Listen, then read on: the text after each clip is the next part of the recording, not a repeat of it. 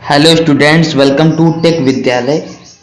इस क्लास में आज हम पढ़ने वाले हैं टाइप्स ऑफ कंप्यूटर यानी कि कंप्यूटर के प्रकार। पिछले क्लास में हमने पढ़ा था व्हाट इज़ कंप्यूटर, जो आपको चैनल के प्लेलिस्ट में मिल जाएगा, वहाँ से आप देख सकते हैं। तो चलिए स्टार्ट करते हैं। टाइप्स ऑफ कंप्यूटर, तो कंप्यूटर को हम यहाँ पर दो तरीके से डिवाइड करेंगे। तो पहला होगा प्रिंसिपल ऑफ ऑपरेशन, यानी कि कार्य करने के सिद्धांत के आधार पर इसको हम अलग अलग करेंगे। दूसरा होगा हम साइज एंड कैपेसिटी के आधार पर हम इसको बांटेंगे। तो सबसे पहला है प्रिंसिपल ऑफ ऑपरेशन, यानी कि कार्य करने के सिद्धांत के आधार पर हम कंप्यूटर को बांटेंगे। तो चलिए स्टार्ट करते हैं। कंप्यूटर को उसके कार्य करने के सिद्धांत यानी कि प्रिंसिपल ऑफ ऑपरेशन के अनुसार निम्न भागों में बांटा गया है। पहला है एनालॉग कंप्यूटर, दूसरा है डिजिटल कंप्यूटर, तीसरा है हाइब्रिड कंप्यूटर। यानी कि ये क्या है, इनके कार्य करने का सिद्धांत अलग अलग है, इसीलिए इनको तीन भागों में बांटा गया है। तो चलिए अब वन बाय वन को हम डिटेल से पढ़ते हैं। तो सबसे पहला है एनालॉग कंप्यूटर। वे कंप्यूटर जो अंकों पर कार्य न करते हुए भौतिक रूप से उपलब्ध डेटा पर सीधे कार्य करते हैं। भौतिक रूप से उपलब्ध डेटा से हमारा तात्पर्य है कि विभिन्न भौतिक इकाइयों को अंकों में परिवर्तित न करते हुए सीधे ही कंप्यूटर में डालते हैं, यानी कि इनपुट लेते हैं। यानी कि ये कंप्यूटर क्या करते हैं, भौतिक रूप से जो भी चीज़ें हैं उनको ही इनपुट के तौर पर लेते हैं, नंबर को नहीं लेते हैं। डायरेक्टली भौतिक इकाइयाँ जो होती हैं उन्हीं से इनपुट ले लेते हैं। भौतिक मात्रा जैसे क्या होती हैं, टेम्परेचर हो गया, प्रेशर हो गया, स्पीड हो गया, वोल्टेज हो गया, प्रतिरोध इत्यादि का मापन करते हैं, ना कि गणनाएं करते हैं। यानी कि अगर temperature, pressure, speed end voltage मापना होगा तो हम एनालॉग कंप्यूटर का यूज करेंगे, क्योंकि इनका मान सतत यानी कि कॉन्टिन्यूअस रूप से बदल सकता है, अर्थात कोई भी मान हो सकता है। यहाँ तापमान अंकों के रूप में इनपुट न करके तापमापी के पारे के प्रसार के रूप में इनपुट किया जाता है। इस प्रकार कंप्यूटर विशेष अनुप्रयोग हेतु ज़्यादा काम में आते हैं। इनका डेटा का संसाधन कंटिन्यूअस रूप में किया जाता है। यानी कि एनालॉग कंप्यूटर में क्या होता है, डेटा को हम भौतिक इकाइयों से इनपुट देते हैं, जैसे कि टेम्परेचर मापना हो गया, प्रेशर मापना हो गया, स्पीड एंड वोल्टेज मापना हो गया। तो ये सब एनालॉग कंप्यूटर में हम यूज करते हैं। तो एनालॉग कंप्यूटर में जो भी हमारी जो डेटा होगा, मान होगा, वो कंटिन्यूसली चेंज हो सकता है। अब हम नेक्स्ट पढ़ते हैं। नेक्स्ट है हमारा डिजिटल कंप्यूटर, जो हम आजकल यूज करते हैं, जो 0-1 के फॉर्मेट में काम करता है, यानी कि बाइनरी पद्धति पर आधारित है। तो चलिए इसको पढ़ते हैं। वे कंप्यूटर जो अंकों यानी कि डिजिट पर कार्य करते हैं, इनके इनपुट अंक के रूप में हो सकते हैं। डिजिटल कंप्यूटर को दो अंक 0 और 1, जिसे बाइनरी नंबर सिस्टम कहते हैं, के आधार पर कार्य करता है। इन दोनों अंकों को बिट कहा जाता है। यानी कि जो डिजिटल कंप्यूटर होता है वो 0 और 1 के फॉर्मेट में काम करता है, जिसे बाइनरी नंबर सिस्टम कहते हैं, और इनको हम बिट कहते हैं। जो हम यूजकल अपने डेली लाइफ में यूज करते हैं वो हमारे डिजिटल कंप्यूटर ही होते हैं। डिजिटल कंप्यूटर अनेक समस्याओं के समाधान के लिए उपयुक्त है और इसीलिए बहुत लोकप्रिय भी। इसके विभिन्न अनुप्रयोग में व्यापार, बैंकिंग, शिक्षा, मनोरंजन इत्यादि सम्मिलित हैं। यानी कि ये डेली लाइफ में यूज होता है डिजिटल कंप्यूटर। नेक्स्ट है हमारा हाइब्रिड कंप्यूटर। वे कंप्यूटर जिनमें एनालॉग एवं डिजिटल कंप्यूटर दोनों के गुण हों, यानी कि एनालॉग भी हो और डिजिटल हो, दोनों के गुण हो, तो वो हमारा क्या हो जाएगा, हाइब्रिड कंप्यूटर कहलाते हैं। उदाहरण के लिए इनपुट डेटा एनालॉग के रूप में हो सकता है, जिसे कंप्यूटर यानी कि प्रोसेस करके आउटपुट डिजिटल रूप में बदल देता है। यानी कि अगर मान लेते हैं हाइब्रिड कंप्यूटर है, वो जो है इनपुट ले रहा है एनालॉग के जैसा और आउटपुट दे रहा है हमारा डिजिटल कंप्यूटर के जैसा, तो इसे हम बोलेंगे हाइब्रिड कंप्यूटर।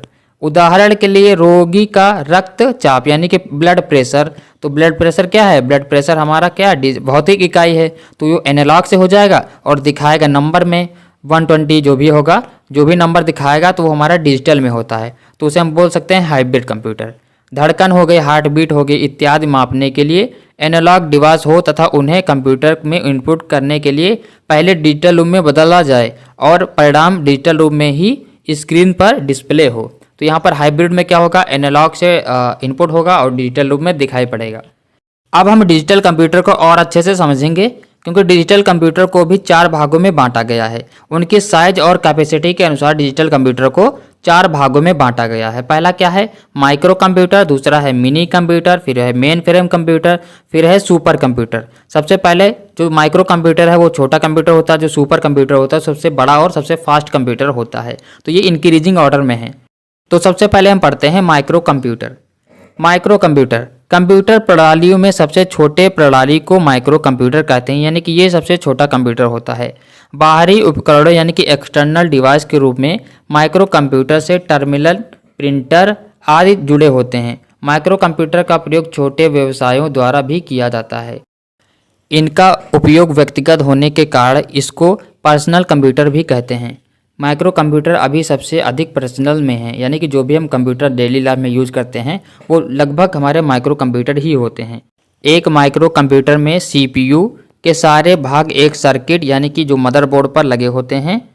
इसका प्रमुख भाग माइक्रो प्रोसेसर होता है। एक माइक्रो प्रोसेसर में विभिन्न सर्किट के साथ कुछ स्मृति स्थान यानी कि मेमोरी स्लॉट भी होते हैं, जिन्हें रजिस्टर कहा जाता है। यानी कि जो डेली लाइफ में हम कंप्यूटर यूज करते हैं वो हमारे माइक्रो कंप्यूटर होते हैं, जो छोटे कंप्यूटर होते हैं। नेक्स्ट है मिनी कंप्यूटर। ये कंप्यूटर मेन फ्रेम कंप्यूटर की तरह ही डेटा प्रोसेस करते हैं, परंतु अपेक्षाकृत कम परिणाम देते हैं। मिनी कंप्यूटर मूल्य में अपेक्षाकृत कम होते हैं। इनकी क्षमता माइक्रो कंप्यूटर से अधिक और मेन फ्रेम से कम होती है। यानी कि जो माइक्रो कंप्यूटर होता है उससे ये थोड़ा एडवांस होते हैं, लेकिन मेन फ्रेम से स्लो होते हैं। अब हम पढ़ते हैं next main frame computer. Main frame computer main frame भी एक बड़ी कंप्यूटर सिस्टम है। एक मेन फ्रेम कंप्यूटर अपने साथ 1000 से भी अधिक दूरस्थ वर्क स्टेशन को जोड़ सकता है। इन कंप्यूटर की गति MIPS मिलियंस इंस्ट्रक्शन पर सेकंड में मापी जाती है। इनका उपयोग बड़े व्यवसाय संगठनों जैसे बैंकों, विश्वविद्यालयों आदि में किया जाता है। मेन फ्रेम कंप्यूटर बनाने वाली मुख्य कंपनी IBM, NCR, CDS इत्यादि हैं। यानी कि मेन फ्रेम क्या होता है, एक बहुत बड़ा कंप्यूटर सिस्टम होता है, यानी कि इसको हम सर्वर बनाते हैं, जैसे कि बैंकों में इसको यूज़ करते हैं, विश्वविद्यालयों में इसका यूज़ करते हैं। लास्ट है सुपर कंप्यूटर। एक सुपर कंप्यूटर में एक से अधिक CPU होते हैं जो समानांतर कार्य करते हैं। इनकी कार्य की गति फ्लॉप्स यानी कि फ्लोटिंग पॉइंट इंस्ट्रक्शन पर सेकंड में मापी जाती है, यानी कि जिनकी स्पीड होती है वो फ्लॉप्स में मापी जाती है। अत्याधुनिक सुपर कंप्यूटर की गति 1 टेरा फ्लॉप्स हो सकती है। प्रथम सुपर कंप्यूटर बोरॉप्स द्वारा निर्मित था।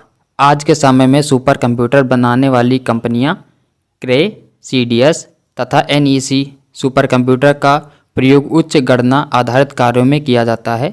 उदाहरण के लिए मौसम की भविष्यवाणी, जलवायु शोध, अणु मॉडलिंग इत्यादि सैन्य और वैज्ञानिक एजेंसियों इसका काफ़ी उपयोग करती हैं। यानी कि सुपर कंप्यूटर क्या होता है, इसमें एक से अधिक CPU होते हैं और इसकी गति जो होती है वो फ्लॉप्स में यानी कि फ्लोटिंग पॉइंट इंस्ट्रक्शन पर सेकंड में मापी जाती है। तो यानी कि जो अत्याधुनिक सुपर कंप्यूटर होते हैं उनकी जो स्पीड हो सकती है टेरा फ्लॉप्स हो सकती है। और यहाँ पर क्या बताया गया है, यानी कि इसका जो यूज होता है उच्च गणना में किया जाता है, यानी कि जैसे कि भविष्यवाणी करने में, जलवायु शोध में, अणु मॉडलिंग में और भी वैज्ञानिक एजेंसियों में किया जाता है। तो यह है सुपर कंप्यूटर क्या होता है, सबसे फास्ट कंप्यूटर होता है। तो ये था कंप्यूटर के टाइप्स के बारे में। अगर आपको वीडियो अच्छा लगा तो आप लाइक कर सकते हैं। मिलते हैं नेक्स्ट वीडियो में। Thanks for watching.